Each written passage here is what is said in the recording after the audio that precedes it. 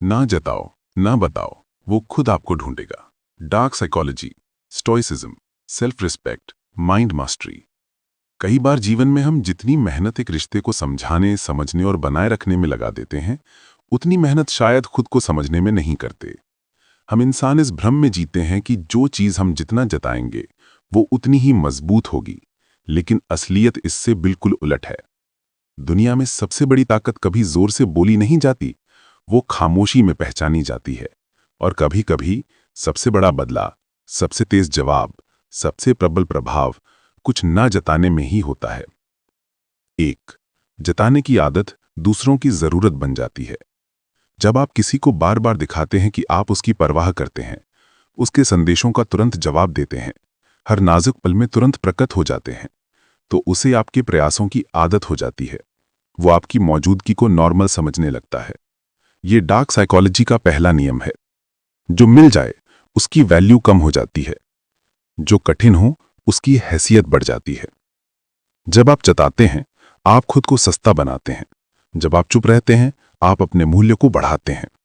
2, stoic तरीका, नियंत्रण वहीं करो जहां कर सकते हो। स्टोइसिज्म कहता है, जिस पर नियंत्रण ना हो उसकी चिंता करना मूर्खता है, जिस पर नियंत्रण हो उसे ना बदलना आलस्य है। अगर कोई व्यक्ति आपको समझ नहीं पा रहा, आपकी भावनाओं की कद्र नहीं कर रहा या आपके प्रयासों को हल्का समझ रहा, तो सच बताइए, क्या आपको अपने दिल को समझाना चाहिए या दूसरों की सोच बदलने का असफल प्रयास? स्टोइक सिद्धांत साफ है, आपका नियंत्रण अपने कामों पर है, दूसरों की प्रतिक्रिया पर नहीं। इसलिए जताने से कुछ नहीं बदलता। थोड़ा रुकना, चुप रहना और खुद को वापस केंद्र में लाना बहुत कुछ बदल देता है। 3, खामोशी, सबसे ताकतवर कम्युनिकेशन। लोगों को लगता है कि खामोशी का मतलब हार है, पर सच इसके उलट है।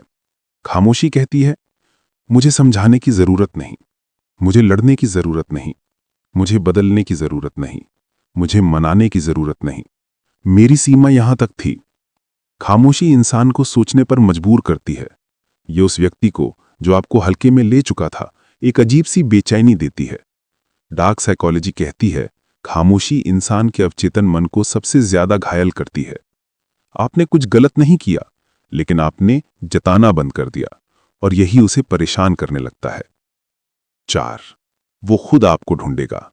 इसका मनोवैज्ञानिक आधार, जब आप पीछे हटते हैं तो 2 बातें होती हैं। 1, दूसरा व्यक्ति खालीपन महसूस करता है।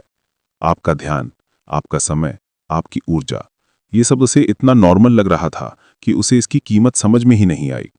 जब ये सब अचानक गायब हो जाता है, एक अजीब सी बेचैनी पैदा होती है। 2, मस्तिष्क कमी को महत्व देता है। दिमाग वही चीज चाहता है जो कमी में हो, जो उपलब्ध है उसे अनदेखा कर देता है। यही कारण है कि आप जताते थे तो वो दूर होता गया, आप चुप हुए तो वो आपके बारे में सोचने लगेगा। 5, खुद को साबित करने की जरूरत नहीं। आपका मूल्य इस बात से तय नहीं होता कि आप किसे कितना जताते हैं।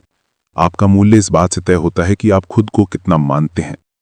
स्टोइसिज्म फिर कहता है, अपने मूल्य का निर्णय दूसरों पर छोड़ना सबसे बड़ी मूर्खता है। जब आप खुद को सम्मान देते हो, आपका व्यक्तित्व भारी हो जाता है, आपकी उपस्थिति का वजन बढ़ जाता है और लोग वजनदार चीजों को हल्के में नहीं लेते। 6, रुक जाना कमजोरी नहीं, गहराई है। कभी कभी रिश्ते टूटते नहीं हैं, हम उन्हें टूटने से बचाने के लिए खुद टूट जाते हैं। पर जब आप रुके रहते हैं, अपनी ऊर्जा वापस खींच लेते हैं, अपने मन की जमीन को खाली कर देते हैं, तो आप ना सिर्फ दूसरे को जागरूक करते हो, बल्कि खुद को भी वापस मजबूत बना लेते हो। यही डार्क साइड ऑफ हीलिंग है। आप शांत होते जाते हो और लोगों को लगता है कि आप दूर होते जा रहे हो। 7, असली बदला, लेटिंग गो। सबसे बड़ा बदला ये नहीं कि आप उसे दिखाएं कि वो गलत था, सबसे बड़ा बदला ये है कि आपको अब उसकी जरूरत नहीं रही। जब आप दिखाना बंद कर देते हैं तो आप एक संदेश भेजते हैं, चाहे आप बोले ना बोलें, मैंने अपनी सीमा पहचान ली है, मुझे खुद को खोने से बचाना है, मैं अब पीछा नहीं करूंगा, अब मेरी शांति पहले है। यह संदेश बिना आवाज के सबसे तेज पहुंचता है। 8, दूरी बढ़ाने की नहीं, सम्मान वापस पाने की कला। आप किसी को सजा नहीं दे रहे, आप किसी को छोड़ नहीं रहे, आप किसी को नीचा नहीं दिखा रहे, आप खुद का सम्मान वापस ले रहे हो। जितना आप जताओगे उतना आप थकोगे, जितना आप बताओगे उतना आप टूटोगे, जितना आप चुप रहोगे उतना आप मजबूत हो जाओगे। 9 और अब सबसे महत्वपूर्ण बात, जब आप जताना छोड़ देते हैं तो दूसरा व्यक्ति 3 अवस्थाओं से गुजरता है। 1 कंफ्यूजन, भ्रम, अचानक ऐसा क्या हो गया। 2 रियलाइजेशन, एहसास, शायद वो हमेशा जितना दिखा रहा था उससे ज्यादा महत्वपूर्ण था। 3 इनिशिएशन, पहलकदमी, मुझे कोशिश करनी चाहिए, मुझे उसकी तलाश करनी चाहिए। और यहीं पर वो खुद आपको ढूंढता है, क्योंकि आपके जाने के बाद उसे पता चलता है कि आपकी मौजूदगी सिर्फ एक आदत नहीं थी, एक मूल्य थी। 10 अंत में अपनी ऊर्जा बचाइए। दुनिया में हर व्यक्ति आपकी ऊर्जा का पात्र नहीं है। हर किसी को आपका जताना नहीं चाहिए। हर किसी को आपका समय समझ नहीं आता। जो आपको समझेगा वो बिना जताए समझ जाएगा, और जो ना समझे उसे जिताना भी बेकार है। निष्कर्ष, ना जताओ, ना बताओ, बस इतना कर दो कि खुद को प्राथमिकता दे दो।